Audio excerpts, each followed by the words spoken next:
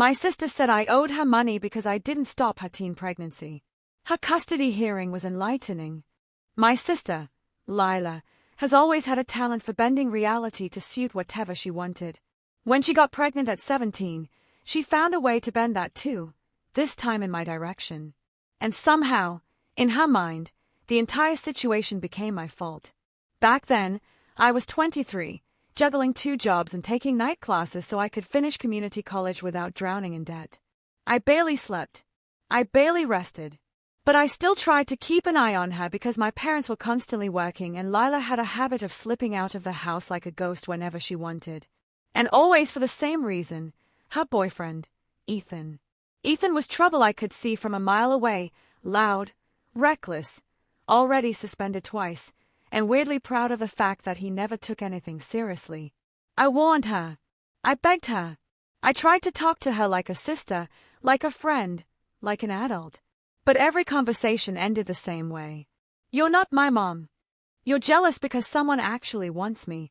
You think you're perfect just because you have a job. No matter what I said, she always shut me down. So, when she announced her pregnancy over dinner one night, casually, like she was telling us the weather, everything exploded. My parents shouted. She shouted back, and 10 minutes later they told her to pack her things and leave. She did. And she went straight to Ethan's parents' house. I didn't agree with my parents' choice. I didn't agree with Hayes either. But she refused every attempt I made to help. I researched support programs, free clinics, adoption resources. She turned all of it down. She told me I only pretended to care. 6 months later, Ethan dumped her for another girl, and his parents told her they weren't going to support her and a newborn forever. So, she showed up at my apartment with a tiny baby girl, 2 bags, and a look that said she expected a hero. Not help. Not support. A hero. You owe me, she said while I held the door open, stunned. If you'd actually guided me, I never would have ended up like this. So this is partly on you. I thought she was joking. She wasn't. That night, she didn't ask if she could stay. She announced it. And I let her, naively thinking it would be for a few days while she figured something out. It wasn't a few days.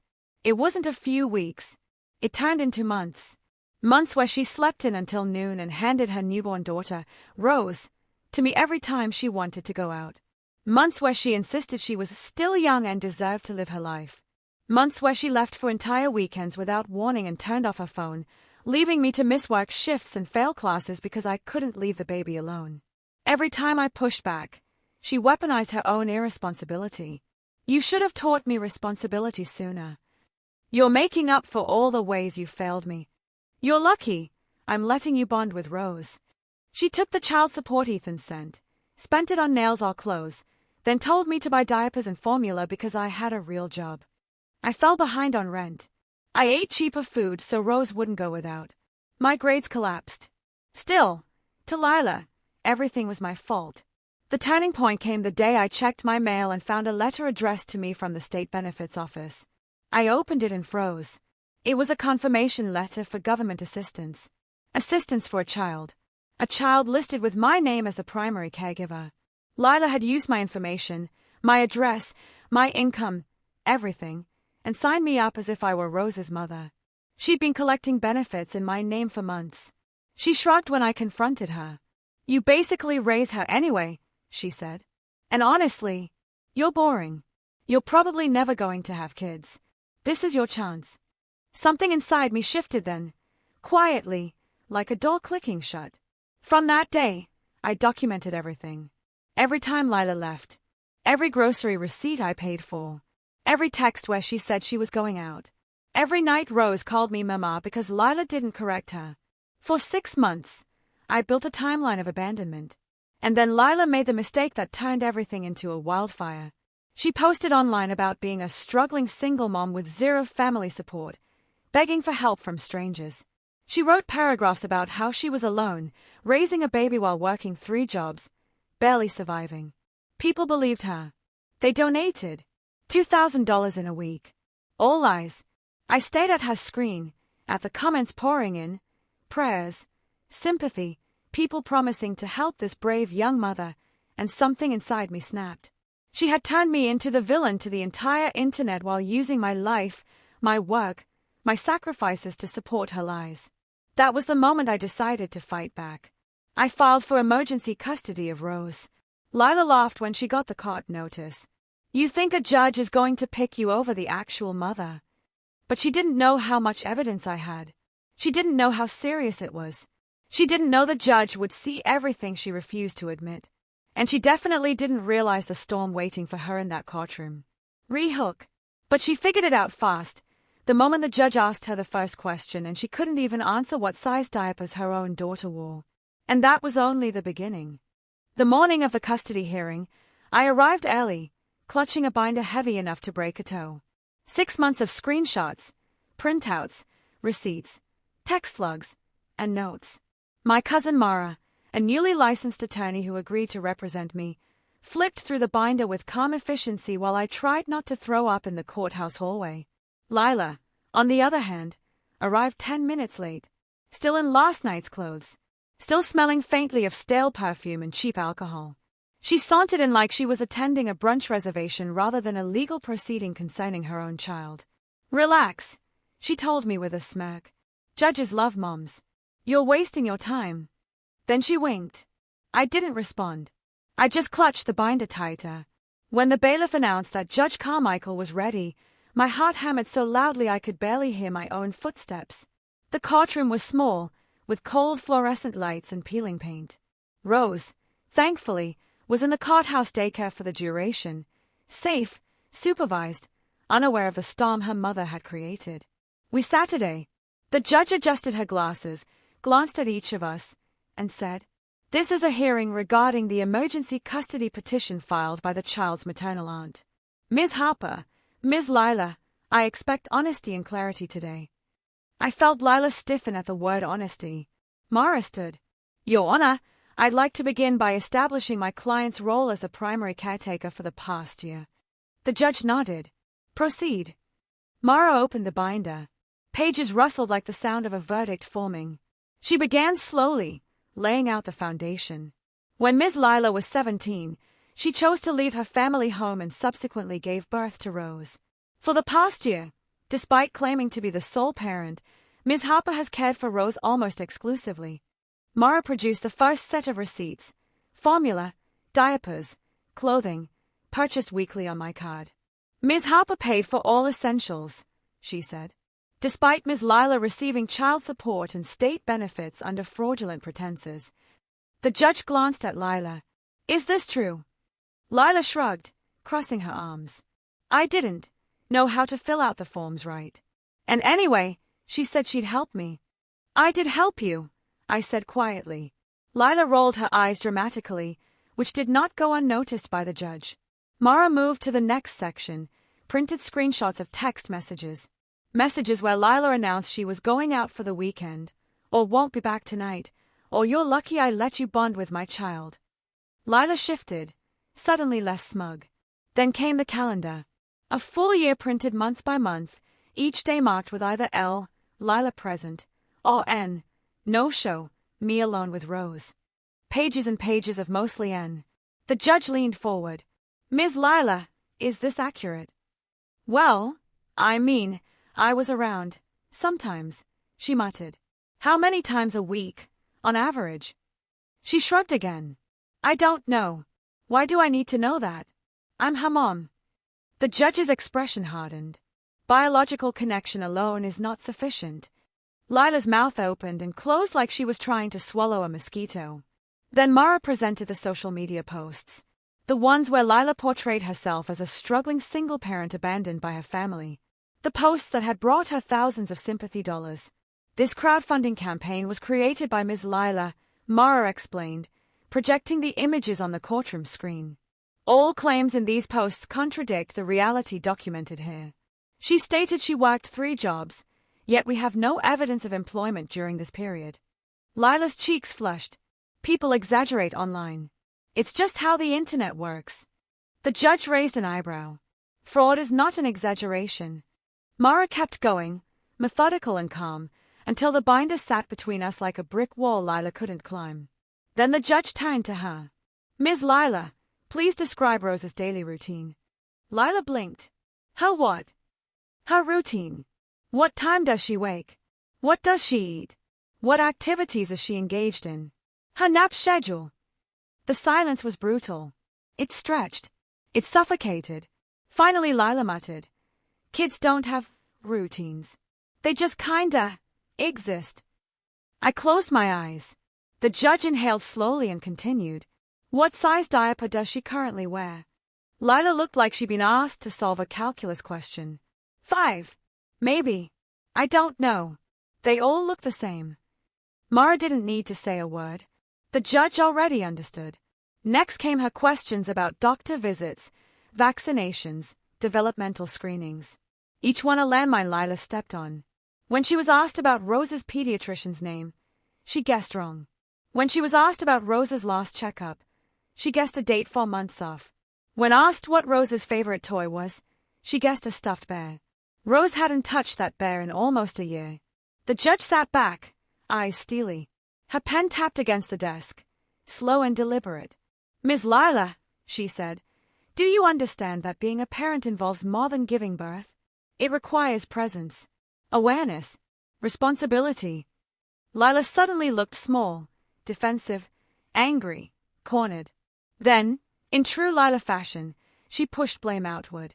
Well, she made herself too available. If she didn't want to help so much, she shouldn't have acted like Rose was her kid. She took over because she likes control. Not my fault. The courtroom went silent. Even the air felt stunned. Mara didn't speak. She didn't need to. The judge's expression said everything. Finally, after an unbearably long pause, Judge Carmichael leaned forward. "I have heard enough." My stomach dropped. Lila sat straighter, expecting a miracle. "As of today," the judge said, "temporary legal custody of Rose is awarded to Ms. Harper." The breath left my body. Lila slammed her palm on the desk. "What? You're taking my baby because she keeps receipts?" "No," the judge replied sharply. "I am awarding custody because you abandoned your child while relying on your sister to function as a parent in every meaningful way." The gavel hit the block. The sound echoed like a crack in the world. Lila's face twisted. Anger, disbelief, humiliation all tangled together. She pointed at me, voice high and shaking. "You're doing this on purpose. You always wanted to steal her from me." Security had to step forward. Mara rested a gentle hand on my shoulder. And just like that, the temporary order was signed. For the first time in a year, Rose was legally safe. But Lila wasn't finished. Not even close. Because losing custody wasn't the moment she snapped. What she did next was. If the courtroom had rattled Lila, she hid it well, at least at first. The hour after the judge granted me temporary custody, Lila transformed into a familiar storm, loud, chaotic, convinced the world was conspiring against her. But by the time Rose and I made it home, Lila's narrative had already begun shifting online. That's how her spiral really started, not with a phone call, but with a post. The lie she broadcast to the world. My phone buzzed nonstop that night. At first, I ignored it. I was too exhausted. Mentally, physically, emotionally. I'd barely eaten. Rose was clingier than usual, sensing something was different. I rocked her until she fell asleep against my shoulder, then finally checked my messages. The first screenshot came from my cousin Sam. "Is this about you?" Attached was Lila's post. A long, dramatic paragraph about how the system had ripped her baby away because her sister betrayed her out of jealousy. About how I'd made up evidence and turned everyone against her. She painted herself as a poor young mother bullied by a bitter sibling. Hundreds of strangers commented, "Stay strong, Mama. So sorry the courts failed you. You'll get your baby back. This is why family is dangerous." Then messages from relatives poured in. "What happened? Tell me this isn't true. Couldn't this have been handled privately?" The injustice of it all crawled under my skin. I'd spent a year cleaning up Lila's messes, a year raising her child while she partied. But online, she was innocent, a martyr, a victim. I wanted to scream. Instead, I screenshot everything and sent it to Mara. She called me almost immediately. "Do not respond," she said. "Not a single word. Not even a like or a comment. Anything you say publicly can be twisted. But she's lying, I said. Thousands of people think I stole her kid. I know, Ma said gently. But the judge won't be influenced by social media. The evidence is on your side. Let her dig her own hole. You focus on Rose. I breathed slowly, letting her stability anchor me. Still, something inside me cracked watching people console Lila while she threw me under the bus. It was a preview of the storm that was coming. Her first supervised visit. 3 days after the temporary custody ruling, Lila was scheduled for her first supervised visit at the Family Services Center. I dressed Rose in the little lavender dress Lila had bought months ago, one of the few gifts she'd ever brought home. Maybe it would help. Rose sat in my lap in the waiting room, playing with a soft plush toy while I filled out check-in forms. Lila arrived 40 minutes late. She stumbled in looking disheveled, her hair tangled, her clothing wrinkled, dark circles smudged under her eyes. She smelled like old cigarettes and 2-day exhaustion. Our supervisor, Ms. Lee, raised an eyebrow.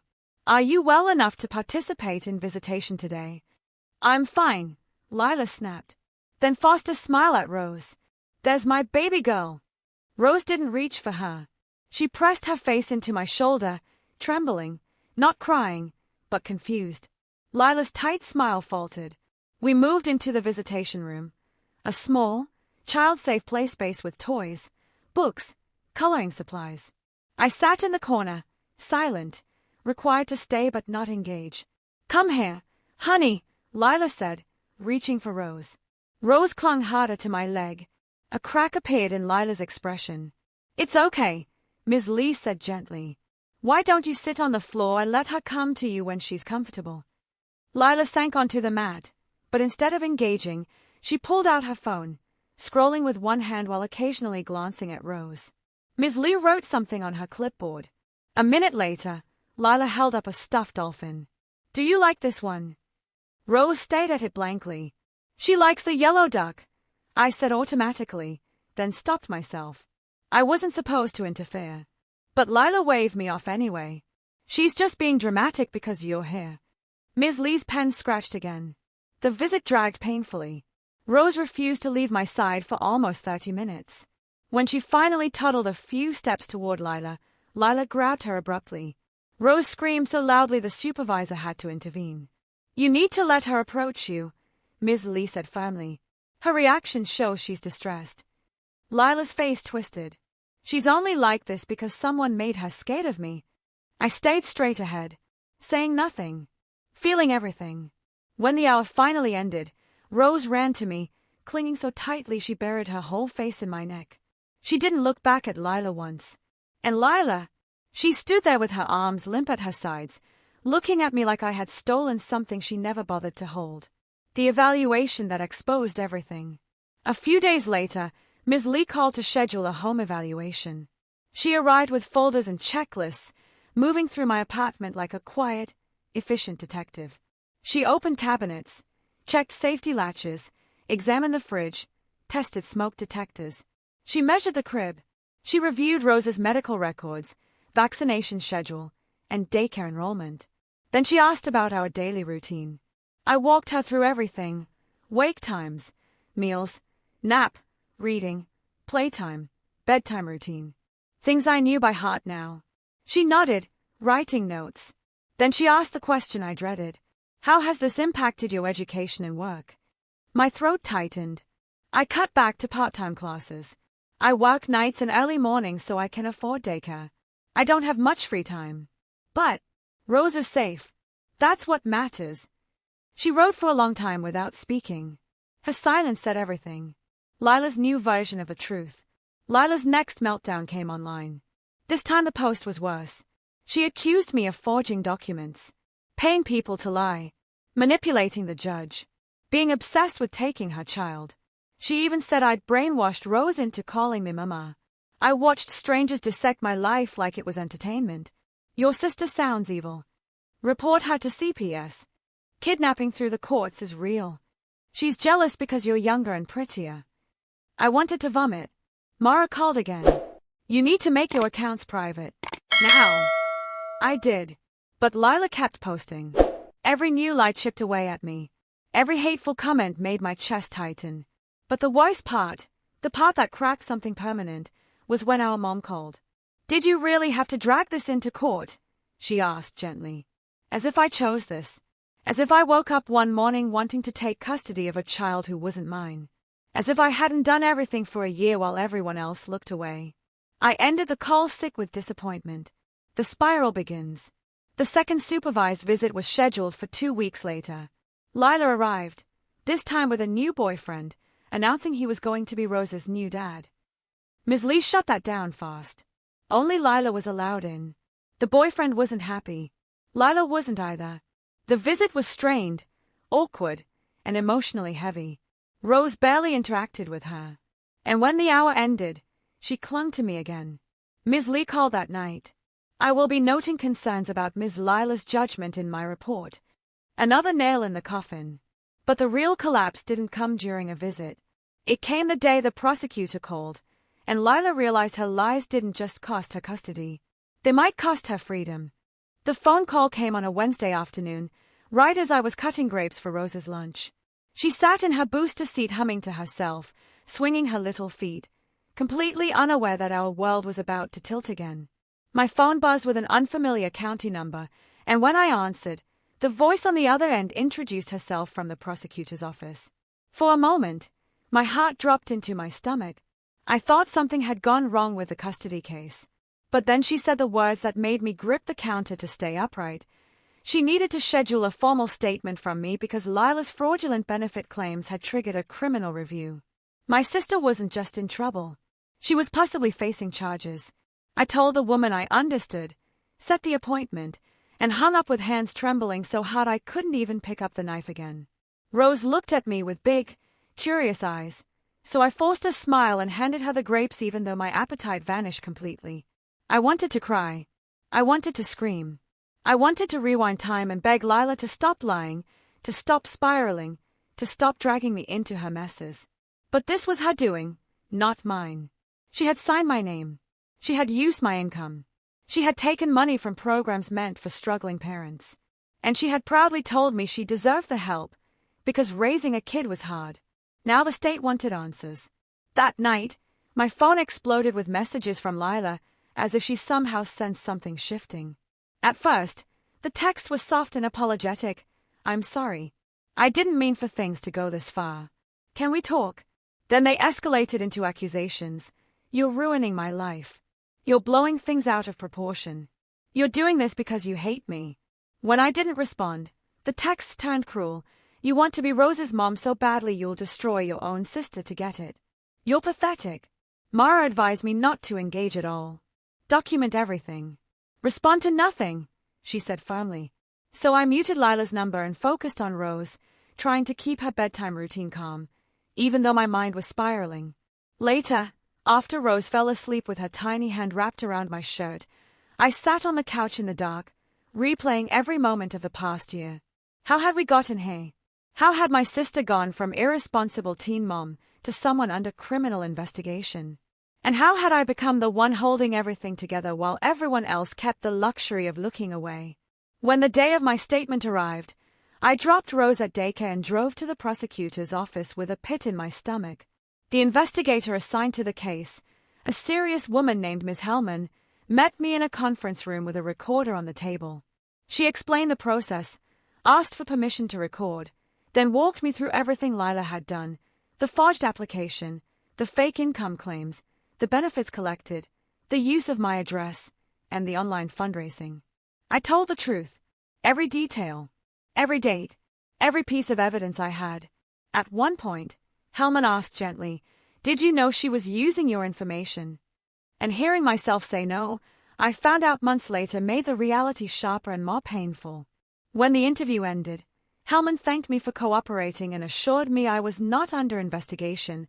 I was a victim of identity misuse. I nodded, but the relief was drowned out by heartbreak. Because while Lila had done this to herself, she was still my sister. And the thought of her being arrested felt like a punch to the chest. 2 days later, Lila didn't show up for her visitation. No call, no explanation. I sat in the Family Services Center with Rose in my lap, waiting while Ms. Lee checked the clock and made notes. After 20 minutes, Ms. Lee gently told me we could go home. On the drive back, Rose kept asking, "Where Mama Lila go?" And each time I said she couldn't come today, my voice cracked a little more. The next visit, she missed again. That was when Ms. Lee's tone shifted from neutral to concerned. "This inconsistency will be documented," she said, and I nodded even though part of me ached. I didn't want Rose to be abandoned repeatedly. I didn't want her heart bruised by Lila's absence. But I also couldn't protect her from everything. Not from her own mother's choices. During this time, Lila's online posts intensified. She claimed I had alienated Rose from her. She said I had stolen her motherhood through manipulation. She hinted that she was fighting corruption in the court system. She invented conspiracies. She blamed everyone except herself. Each post had hundreds of comments from strangers cheering her on. Meanwhile, I suffered in silence because I had to. Mara reminded me again, "Your job isn't to win public opinion. Your job is to keep Rose safe." So I made my accounts private. I blocked people I'd never heard of who were sending me hateful messages. And I stayed quiet. But staying quiet while being lied about felt like swallowing glass. The home evaluation results arrived around this time, and the findings were devastating. Ms. Lee had conducted a surprise visit to Lila's new living situation and found her staying in a tiny apartment with 3 other adults, none of whom were appropriate for a child to be around. There were hygiene issues, safety issues, and no space for Rose at all. One of the roommates had been smoking indoors. Lila had no job, no plan, no structure. When I read the report with Mara over the phone, my stomach twisted. As much as I wanted stability for Rose, seeing Lila's life laid out in writing made me grieve the sister I once knew. She had always been impulsive, always self-centered, always reckless, but I never imagined her becoming someone who couldn't even manage supervised visits with her own daughter. And then, the inevitable happened. 3 weeks after my statement, Mara called me with news that left me sitting completely still, unable to breathe. The prosecutor had officially filed charges: benefit fraud, identity misuse, theft by deception for the online fundraising. Real charges with real consequences. "She won't go to jail automatically," Mara said gently. "She'll likely be offered a plea deal. But yes, this is serious." I didn't sleep that night. I kept checking on Rose, brushing her hair back while she slept peacefully, unaware that the world around her was cracking. I wanted to be angry at Lila. I wanted to wash my hands of her choices. But I also wanted to shake her and ask her why she kept destroying her own life and dragging mine down with it. I thought the charges would be her breaking point. But I was wrong. Lila's lowest moment didn't come in a courtroom, or during a missed visit, or online. It came one night when she showed up at my apartment door, pounding like the world was ending. Because when she realized the law wasn't on her side, Lila didn't just spiral. She snapped, completely and dangerously, and I had to protect Rose in a way I never imagined. The knock on my door didn't sound like a knock at all. It sounded like someone trying to beat their way into my apartment, each hit rattling the frame so violently that Rose jerked awake in her crib and started crying. For a moment, I froze, heart punching against my ribs. It was almost midnight. No one visited me this late. I grabbed my phone, ready to call 911, but then I heard her voice, my sister's voice, slurred, hoarse, trembling with a strange mix of rage and desperation. "Open the door," she yelled. "I know you're in there." My blood ran cold. I checked the peephole. There she was, swaying in the hallway, hair tangled, mascara streaked, clutching her phone in one hand like a weapon. She looked nothing like the girl I'd grown up with. She looked like someone who hadn't eaten, slept, or made a good decision in weeks. Someone whose life was crashing down faster than she could spin new lies. I cracked the door only an inch, just enough to prevent her from barging in. "Lila, stop. You're scaring the baby." She shoved her palm against the door, trying to force it open. "You ruined everything," she screamed, her voice echoing down the hallway. A neighbor cracked their door to peek out, then quickly shut it again. "You think you're so perfect. You think you can steal my daughter and get away with it." I kept my voice as steady as I could. "I didn't steal anything. You lost custody because of your choices." That set her off like gasoline on fire. "No. Because of your lies. Because you turned everyone against me. You always wanted to make me look bad. She pushed harder, but I braced my shoulder against the door. My hands were shaking. Rose was still crying, wailing in fear behind me, and every instinct in me screamed to protect her. Lila, go home, I pleaded. You're not supposed to be here. You could get in trouble for this. She laughed, a sharp, broken sound. Trouble? I already am in trouble. You made sure of that. Her words tumbled out in hiccup gasps, switching between anger and sobbing. They want to lock me up, she cried. Because of you. That wasn't true, but there was no point explaining. She wasn't listening, and she wasn't in a state to understand. I tried again. Lila, please, Rose is scared. You need to leave. We can talk tomorrow. But then she said something that made my stomach drop. No. I'm taking her tonight. It wasn't a request. It wasn't a threat. It was a declaration. My entire body went cold. You're not taking her, I said firmly. You need to leave now. She slammed her fist against the door so hard that the hinges vibrated. You think you can control everything, she screamed. You think you're better than me.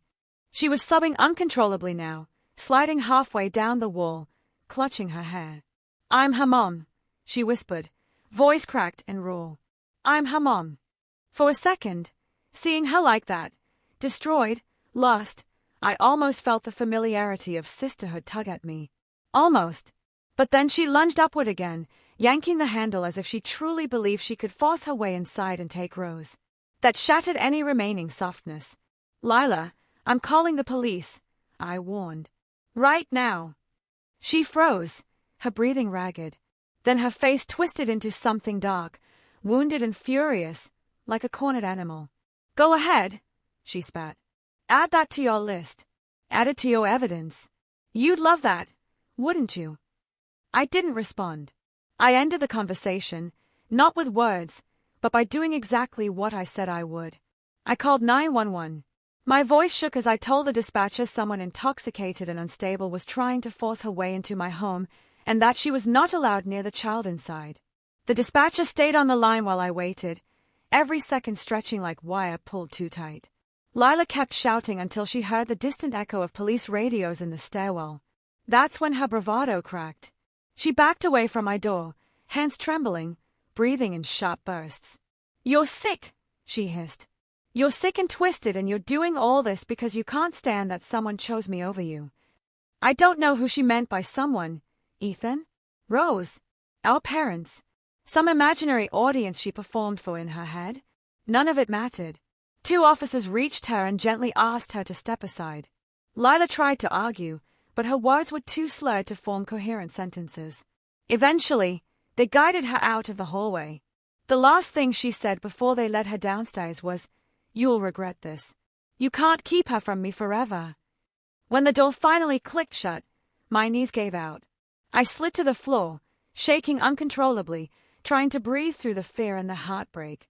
Rose's cries softened into hiccups, and I crawled over to her room, lifting her into my arms. She clung to me like I was the only solid thing in the world, her tiny fingers fisting my shirt. "It's okay," I whispered into her hair. "I've got you. You're safe." But inside, I felt like I was cracking. This wasn't just a sister fighting custody. This was someone completely unraveling. And for the first time, I realized Lila wasn't just hurting herself. She was becoming a danger to Rose. The next morning, I got a call from Ms. Lee. She had been notified about the disturbance.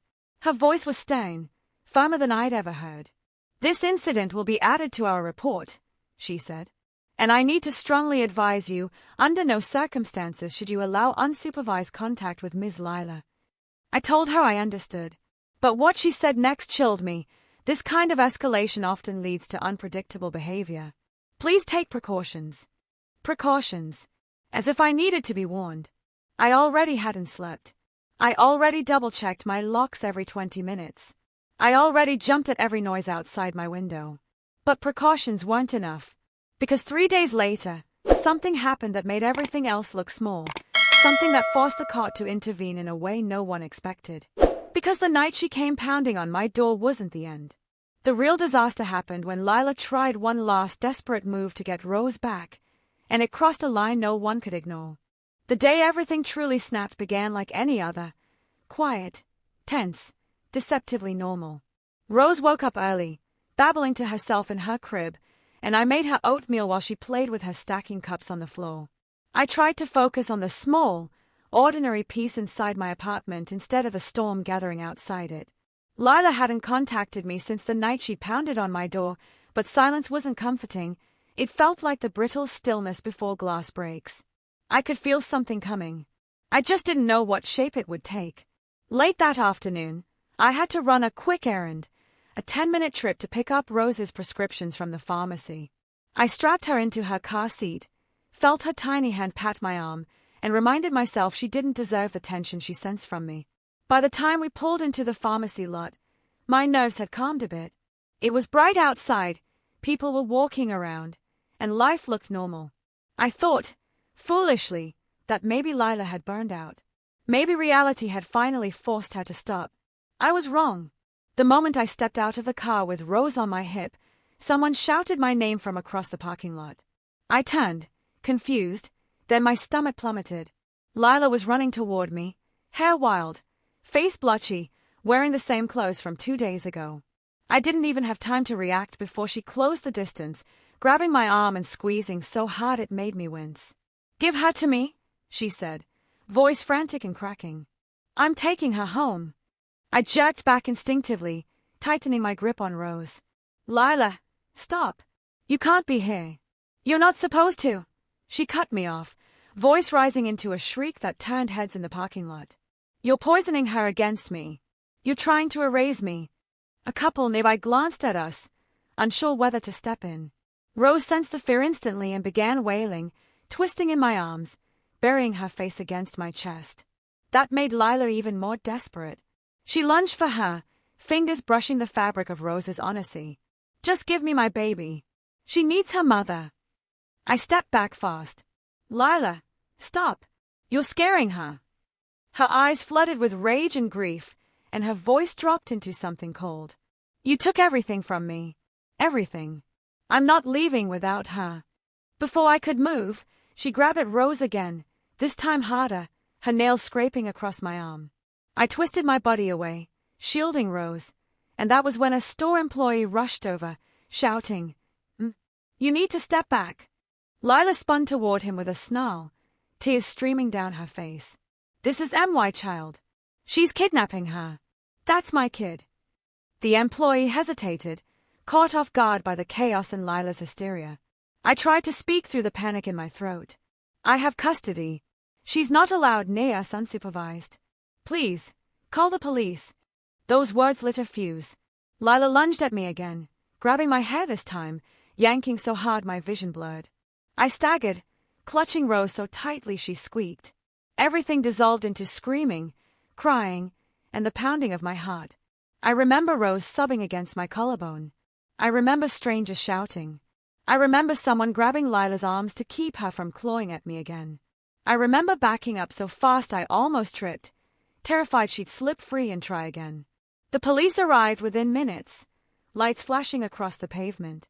2 officers separated us immediately, one guiding me to the side while the other intercepted Lila, who was still thrashing, still screaming that I had stolen her daughter. "I'm her mom.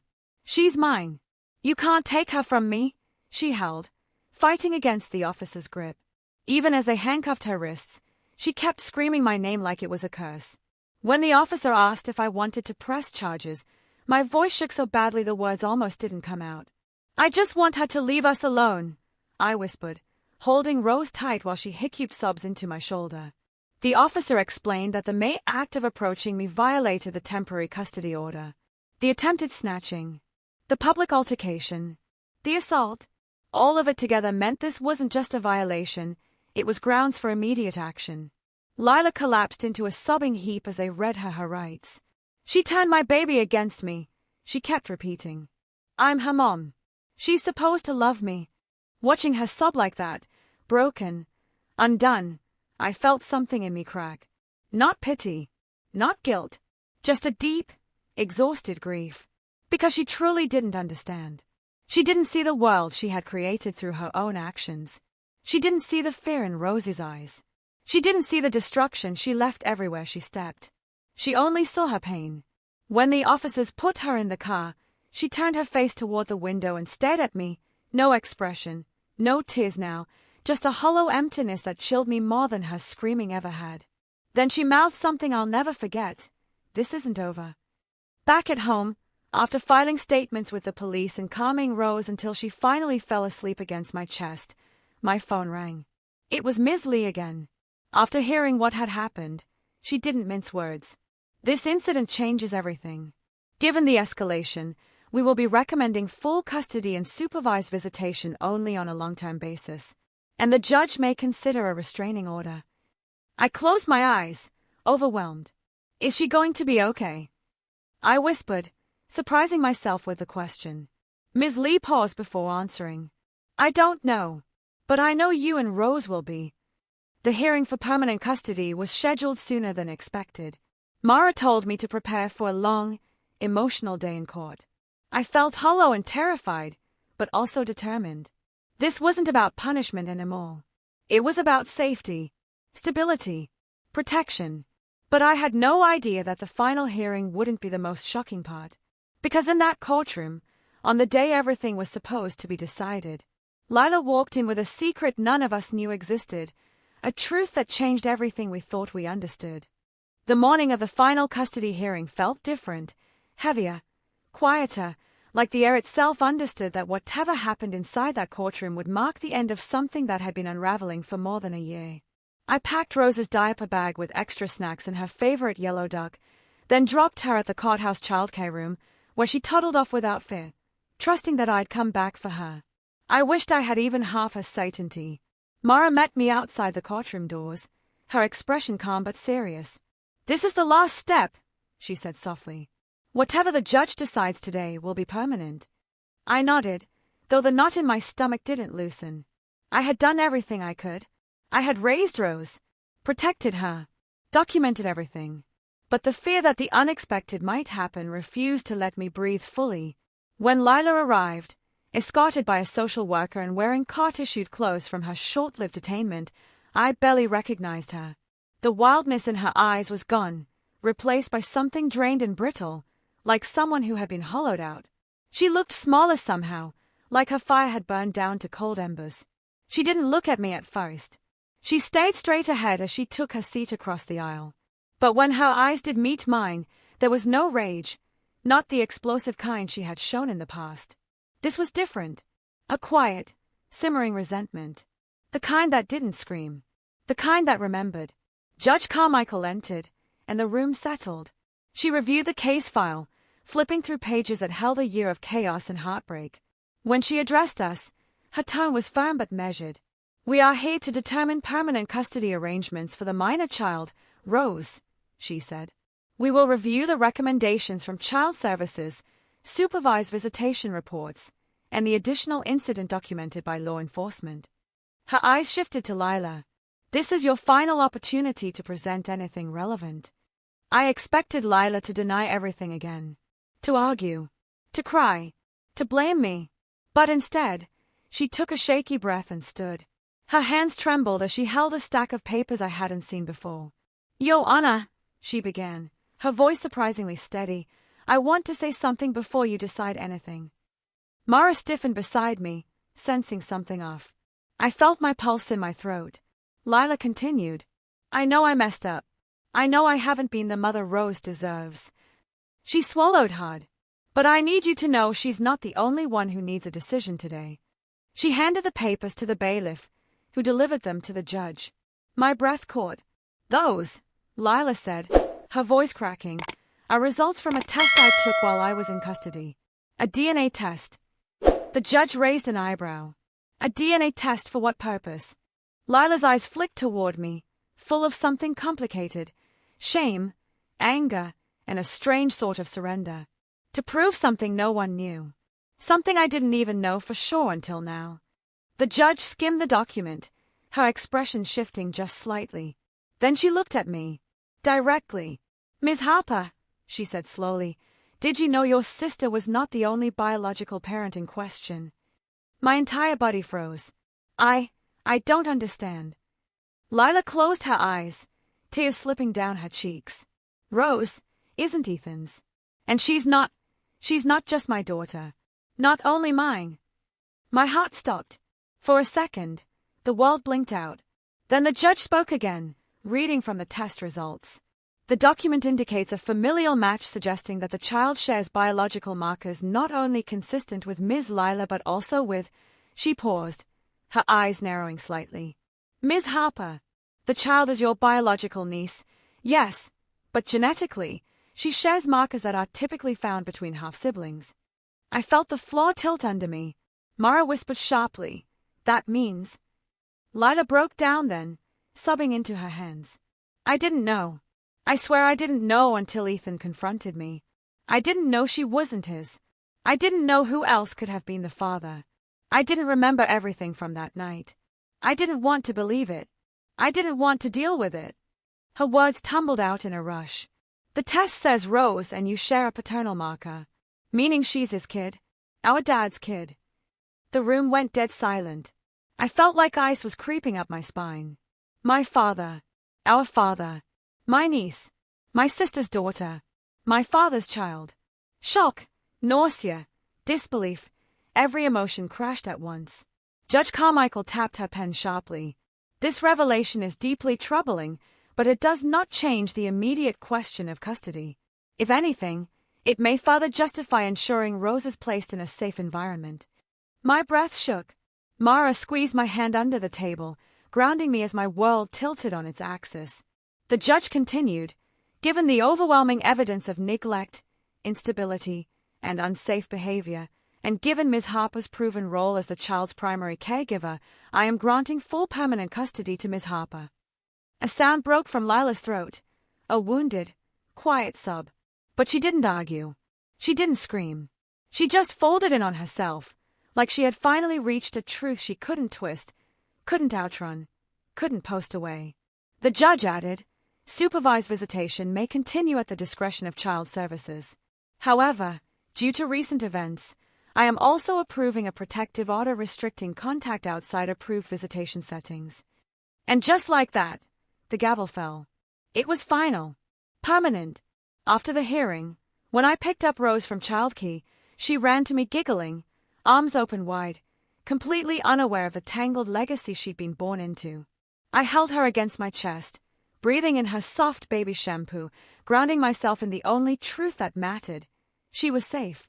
She was mine to protect. And she would never grow up in the shadow of the darkness that created her. As Mara walked me out of the courthouse, she said gently, "You don't have to decide what to do with the DNA results today. Or tomorrow. You just take care of Rose." I nodded, because she was right. Lila had set fire to herself long before I ever stepped in.